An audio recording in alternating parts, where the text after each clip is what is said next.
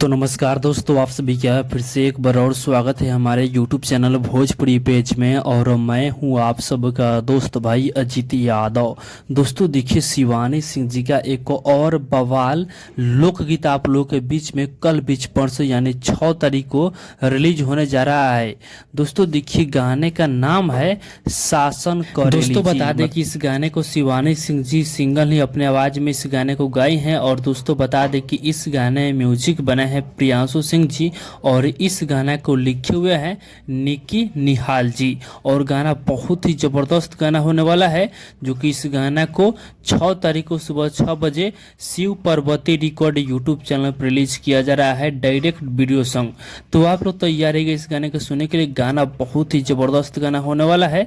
तो बाकी दोस्तों फिलहाल का ही अपडेट है, आप लोग इसके बारे में क्या कहना चाहते हैं अपना राय कमेंट बॉक्स में बताइएगा। और इसी के साथ हम इस वीडियो को समाप्त करते हैं। ये वीडियो और पसंद आए तो इस वीडियो को लाइक शेयर कीजिएगा। बाकी अभी तक हमारे इस चैनल को सब्सक्राइब नहीं किए हैं तो सब्सक्राइब भी कर लीजिएगा, क्योंकि इस चैनल पे भोजपुरी इंडस्ट्री का हर एक अपडेट सबसे पहले आप सभी को मिलेगा।